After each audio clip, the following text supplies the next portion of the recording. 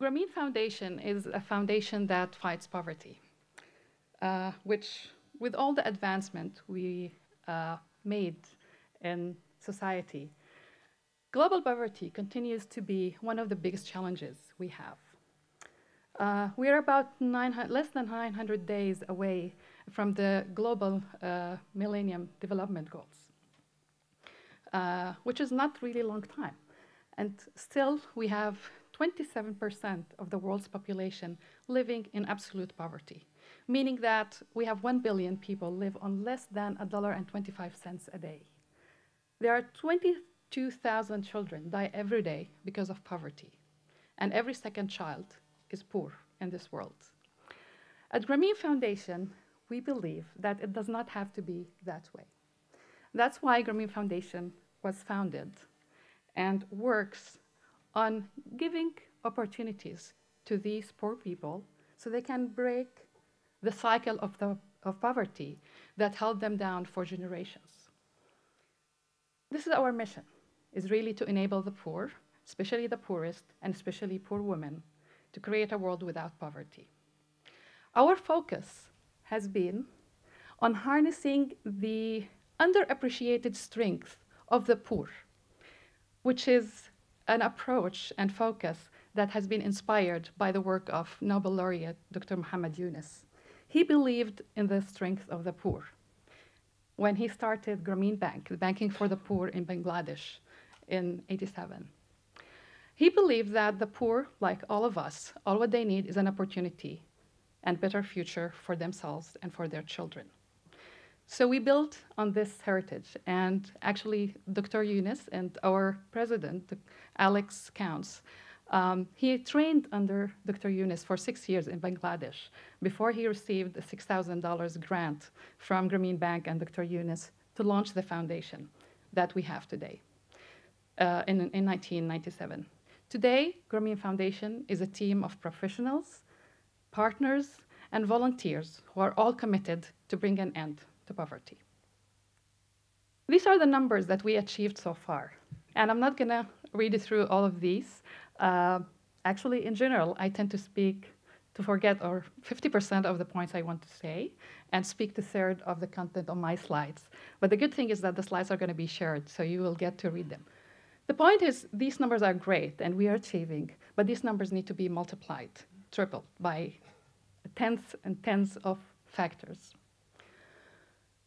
So what we learned during our journey working on poverty is that our collaborative approach to poverty alleviation recognizes the multidimensional and the complex nature of poverty.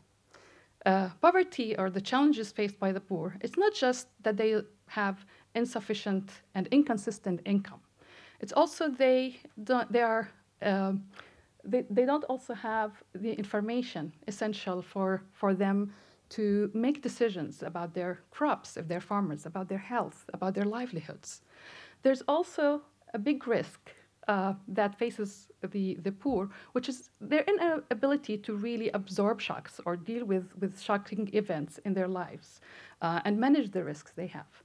And we also learned that many times the needs of the poor are not really understood, which lead to having solutions that solve part of the problem and not the whole problem. That's why with Grameen, we learned that we need to provide, and we've been providing, financial services to give access to tools and financial services and resources to manage the cash flow of a poor household. We also provide information that is critical and essential for the poor, especially in the areas of health and agriculture. And we also focus on making bigger impact, because we know poverty is a big problem and we can't solve it alone. So we work on developing and providing tools and solutions for poverty-focused organizations so they can deepen their impact and understand and become more efficient in the way they're solving poverty problems. One of the tools that we use to empower poverty-focused organizations among our partners is called Progress Out of Poverty Index, PPI. This is an index that is very simple, but it helps the poverty-focused organizations understand if they are reaching the poorest of the poor, and it helps making their operations more efficient and deepen their impact in solving poverty problems. Also, what we learned during our years, we started with giving access to microfinance and to credit for the poor. And then when we realized that there is this gap in access to information, we saw great opportunity in the mobile technology. Having 80% of the world population live within reach to a mobile coverage gave us a great opportunity for how we can leverage it to the rural areas where most of the poor live. So today, most, if not all, our programs have a technology and mobile technology component. This is some of our leading programs today. You see that most of them are focused on mobile health, mobile agriculture, mobile financial services, and some of them even combine a variety of services within the mobile technology. We even rebranded to reflect this. So this is Grameen. This is the organization I joined 3 years ago with this exciting challenge on the top, which is how to strategically leverage IT capability to enable the poor, especially the poorest, to create a world without poverty. It's a challenge, but it's an inspiration, and it's also a great opportunity for me to go every day to my work, feeling that I have a meaning for the work I do, and there is a value I want to bring. So with this challenge, it is inspiration, it is an opportunity, but there are some technical challenges embedded in this main exciting challenge that I had on my plate the first day I stepped into my role. The challenge in how to transfer IT to support such an innovative and dynamic organization that works globally, that is mission-driven and works in tough environment, and has this major goal to achieve, which is end poverty. How to support 200 plus employees and staff around the world with a staff of 2 people, that is still 2 people as of today, and with a very small budget and resources. I think we all have these challenges, even if you have more employees and more staff. And finally, how to enable productivity, mobility, and flexibility for our working force, a working force that exists and live in very challenging environments. We're talking about rural areas, poor countries, infrastructure, power, all of these. So how we can make sure that these mission-driven, excited people can do their job and can serve the poor. So I started with really looking in the strategy I put for the organization when I first joined, looking at areas where technology could be leveraged. And these levels, they cover everything we do in the organization. Mainly, my goal was how to bring technology from being seen and perceived as a service and a commodity to added value to the organization, so it can serve the mission and enable everybody in the organization to do their work. So these 4 levels, which is what we call the user-facing, it's what we need to do our job, productivity, email, keeping the lights on. And then the business development and the fundraising and the donor-facing level for leverage, which is a key part of an organization that is on a mission. And third is the programs and the field offices facing solutions and leverage, which is when we go to the field to implement our programs. And finally, but most importantly, the poor-facing solutions. This is where we want most of the value to reach, to really building solutions for the poor. And at the heart of all of this is really the knowledge, the information, the flow of everything we do. With each of these levels of leverage, I identified different strategies and approaches. For example, with the user-facing, I looked at where's the most value that two members team could really be. Is it in maintaining servers and installing updates, or is it in shifting this pain and responsibility outside so we can focus on our next level of leverage? The same thing with the donor, with the external. Do we need to build our own, or should we look what is built already out there or share with the other NGOs community? And with the poor-facing, the strategy is really to pilot, to build something, see if it works, and then scale it and upgrade it. And with the programs in region, we mainly wanted a strategic approach that helped them connect and evolve. So this was the way I put kind of the IT roadmap for implementing this. With these 4 levels and the different strategic approach for each level, I identified really what matters most with each of these levels. So with the user level facing, it was important for the infrastructure and the connectivity to be stable, to be good, the telecommunication, to have simplified processes that people can follow, to standardize what really matters, not necessarily everything, but the most important things, and to have mobility and productivity. And that's why the roadmap included a full shift and transformation to the cloud. It was not just because it's the trendy thing to happen, it was the thing that made most sense. The same thing with the other areas. With the donor management, we identified that the most valuable thing is visibility and transparency for people who are working with donors, to be able to share information and collaborate so we can put together the best design of a solution. And finally, with the poor facing, it really was important to enable them, all our teams, to be innovative and to collaborate and share resources and technologies. So in the midst of all of that, I come across Lean IT and Lean for NGO, and get introduced to Steve Bill, who's joining me today in this journey and in this presentation. That was in 2011 when I got introduced, and it was my first year on the job and going through this transformation of IT at Grameen. With reading the first 2, maybe pages of his first chapter of the book that he shared in the introductory email, I got it. And I was so excited. I was like, this makes so much sense.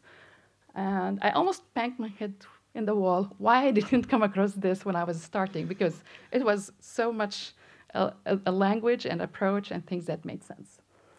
So I was extremely excited, and I saw the main value I saw in what the Lean IT proposed are these main 3 key values in the work that I was trying to do at Grameen, which is how to integrate the IT capabilities with the business processes and the products and services. And with the products and services, I mean the poor-facing solutions that we build. And secondly, how to bring the operational excellence to every level where I want to leverage IT. And finally, with moving to the cloud, we solved many of the problems, but this also brought new areas, new challenges that Lean IT would have helped in identifying the problems and improve on them. So to demonstrate the value of Lean IT, Steve generously offered a pro bono Lean leadership workshop with the organization. And we carefully selected what really we want to focus on. So we selected to conduct this workshop with the support services in the organization, which is HR, IT, finance, and operations. And we picked a process to be our case study, and we didn't find a better process than the one that we welcome new, passionate, mission-driven employees when they step on day 1 at the door. So we selected the onboarding process, which touches all of us in the support groups and makes big influence on. We all remember our first experiences with everything, so we wanted to make this experience the best. The results of this amazing workshop was an improved process that 2 years after improving it, still working smoothly, applied in a simple Google form that we still did not change. We didn't feel the need to change it. It's working, it's smooth. We've been getting great feedback on it. And the second important part was really training the leadership of these supported groups on the Lean methods and the approach. And we also trained an internal resource. And the plan was that the new resource, who was also expert in process improvements, will take on what we learned and apply it in other processes. However, things did not really move in the pace I was hoping. We slowed down in 2012 for a number of reasons. It's not because of something wrong with Lean. It's simply because we went through a lot of changes in the organization, from leadership restructure, a new strategy. IT was moved from under the chief strategy officer, under the chief financial and chief operation officers. And the technology teams and programs were also designed and broken based on the budgets. So each program had their own budget, had their own IT resources. We did not really had a lot of collaboration in it. So that impacted our speed in moving forward with it. However, earlier this year, I got a new opportunity to reintroduce Lean to the organization on the program level. One of our flagship programs, CKW, the Community Knowledge Worker Program in Uganda, came to me with a challenge that they have, and I found in their challenge a wonderful opportunity to reintroduce Lean and to show value, how we can create value in the program delivery level. So I'm going to tell you a little bit about CKW so you will understand the context, and then I'll tell you what's the challenge and how we've introduced Lean to it. The Community Knowledge Worker Program is launched in 2009 in Uganda. It was built and based on some of the initial work we did in Uganda, but that one in particular focused on addressing the last mile challenge of agriculture extension services. In the design of the program, we combined both the power of mobile technology and the human network, the community, the farmers themselves, that they need to help each other. And the focus was to really provide small farmers with essential informations about their crops, but also guiding them through a new behavior and adopting better practices in their farming. This is kind of the most technical, and I see some people wanted to focus more. This is the architecture. This is how now CKW program technology architectures look like. On the first level, you see the different services that are delivered on the mobile. It's delivered on a smartphone of Android. The choice of smartphones was because we are able to put content and cache it on cache memory when we go to rural areas where we could lose data connectivity and mobile connectivity. So the content goes around offline and online with us. At the same time, there is the call center and SMS services on what we call feature phones, less complicated phones, and the phones that are likely to be in the hands of the farmers themselves. And finally, there were also use of radio, and etc. All of this is delivered through the telecommunication channel, and the back end is in the cloud. We have both content development, because it's all about agricultural content in the cloud, and we use Salesforce in the cloud to manage the project itself, to manage the CKWs, to manage the phones, the assets, and the reporting and dashboards. So this is how the flow looks of the content. You start with, I'm talking about animals or agriculture, and then all the way to really detailed content, pictures of crops, diseases, etc. to the end. And this is what the program looks like. The CKW, once they are recruited, they are given one of these yellow T-shirts that you're going to see in a minute, a mobile phone, smartphone, Android, and a charger that works with solar energy and is able to charge the phone and also lights, because many of these rural areas, they don't have electricity. And these are what the information that the CKWs are trained to provide to their communities. And the CKWs themselves are also farmers. So half of their work is kind of volunteer. They do get compensation for some of the services, but half of it is really volunteer because they want to help each other. They are themselves farmers. This is some of the impact we saw so far between farmers who received CKW information and how it's impacted the prices of their crops, their practices, compared to those who did not have access to the CKWs. But we're still learning. 3 years through this program, these are the key lessons we learned, is that the information by itself alone was not enough. We do need the human aspect of it, the community, the knowledge workers. And behavior change is actually not just adding more information. It takes way more than that to adopt better practices. So that was the challenge. The CKW program was reaching the end of their funding, and they were looking at potential of how they can scale it and introduce new services to use it on this extension service platform. So where they were looking at, can we bring mobile services, financial services, and have the CKWs deliver financial services? With that, they wanted to see how they can document the best practices, identify and improve the key processes, and also capture best practices to see how we can scale it. So that's when we went back to our beloved Steve Bill, and this time he did not just come with his enthusiasm and passion and wanted to contribute and help us with this new challenge, also on a pro bono basis. But I don't know how many people managed to do that. But to reach a point to convince your wife to be into the lean, I think that's big. And on this journey, actually, Steve came with his partner in lean IT expert, with Karen. And I'm going to call Steve to join us to tell you about the journey we had in Kampala in June in 2013, this year, when we did the whole Lean IT thing. So.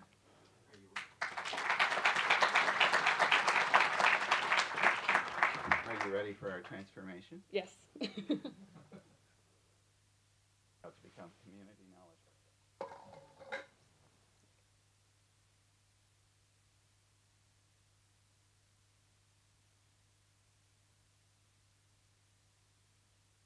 So when you're a lean person, what's the first thing you do? Where do you go?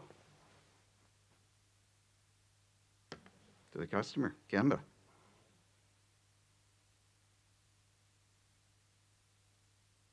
So we spent 5 days in Uganda. The first day we went to Gemba. Now Gemba in Uganda is a little bit different. You get in a van and you drive north for about 3 hours until you get to the end of the road, and then you keep going for about another hour. In a Toyota van, by the way, huge market share because they hang together in these kind of conditions. You get to a village and people are standing and they're waiting for you. You sit under the shade of a tree, and it really is a stand-up meeting. People are there to say, what are we doing? What are we trying? What's not working? How can we solve our problems? Extremely intelligent, extremely industrious people who need information, okay? So as we are there, as we are sitting around in a circle, one of the farmers, this fellow right here, you see him holding up his hands? What he is doing is saying, we're having this disease we've never seen before. The ear of the corn is turning black and there's something going on.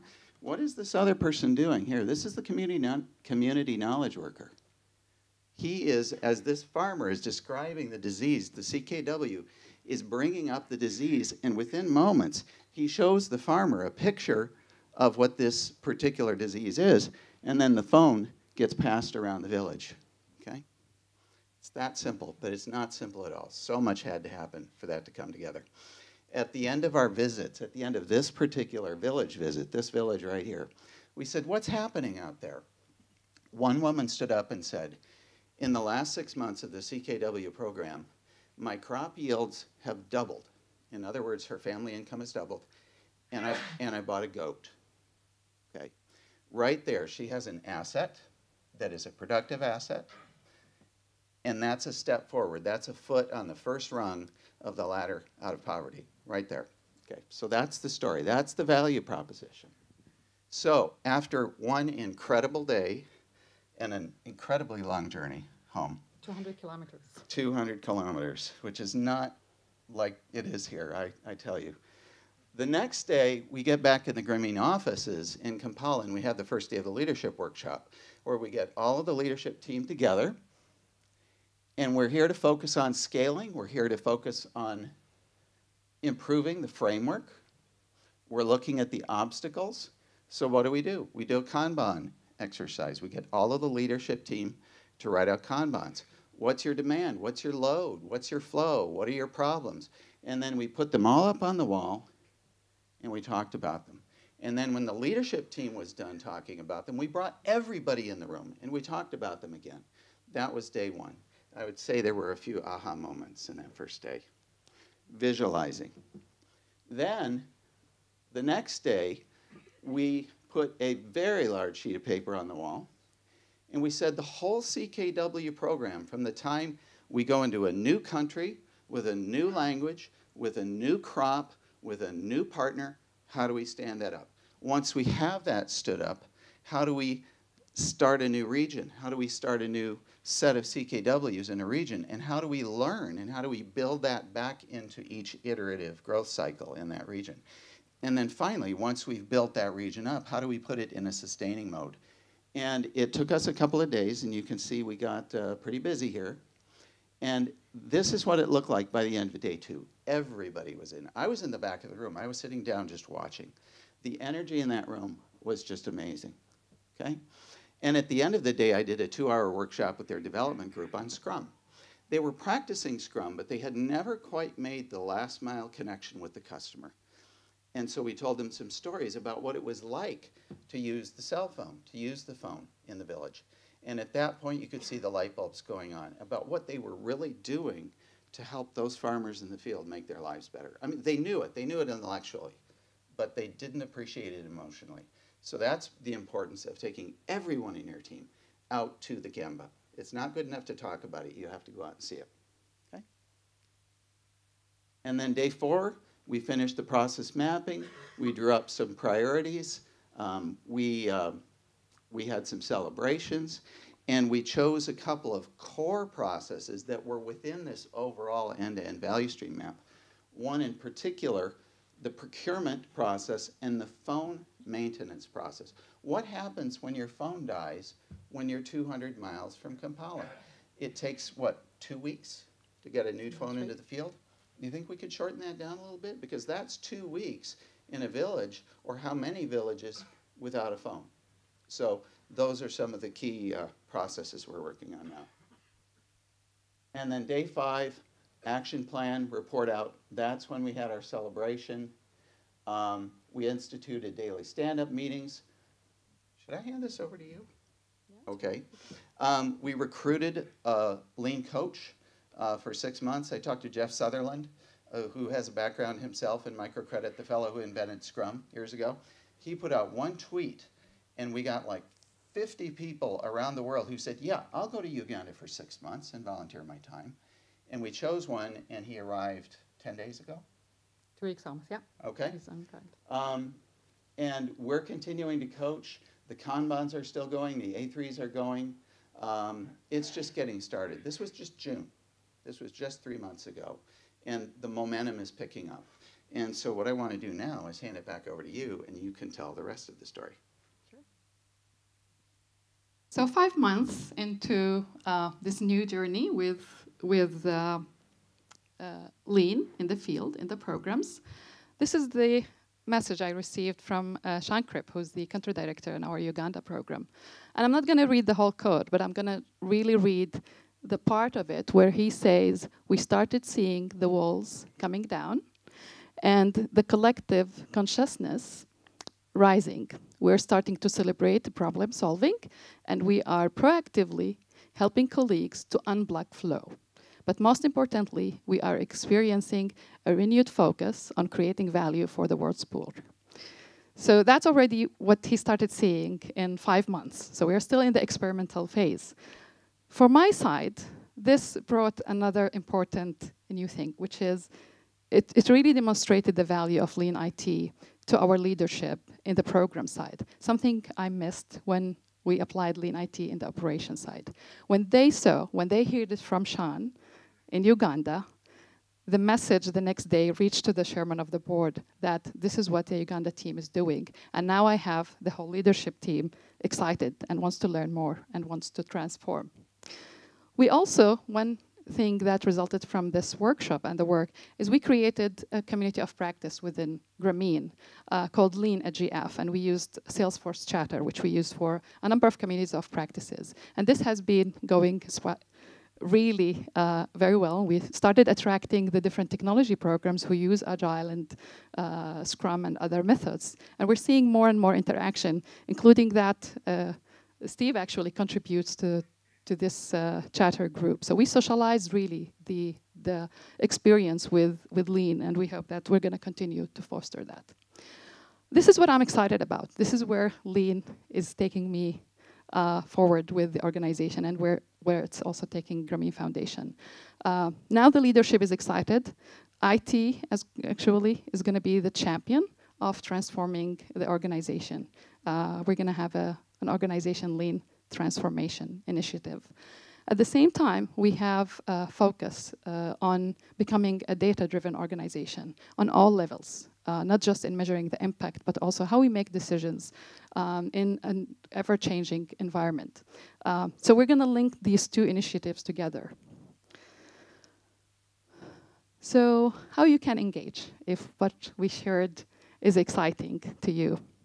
The first thing is I really want you to share with me your experience. If you led an initiative with your organization to transform it to Lean, I would love to hear from you. I'm going to be here for 2 days, but I would love to learn your experience, what worked, what didn't. We are an organization that embraces failure and learn a lot from it. So don't be shy if things did not work to share them.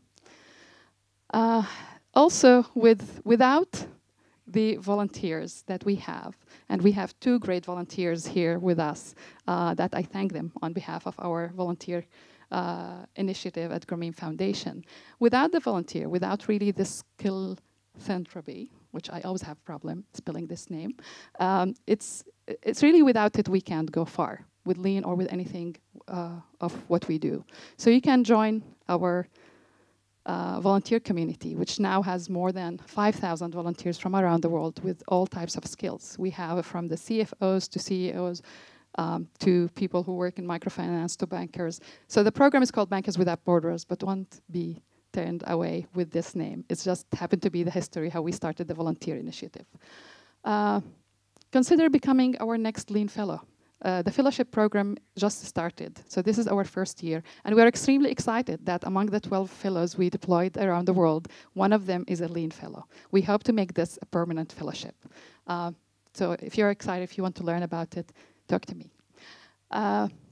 Visit Lean for NGO. It's a wonderful community, and you're going to hear more stories like ours about how Lean is really helping NGOs drive their mission and create value for their beneficiaries.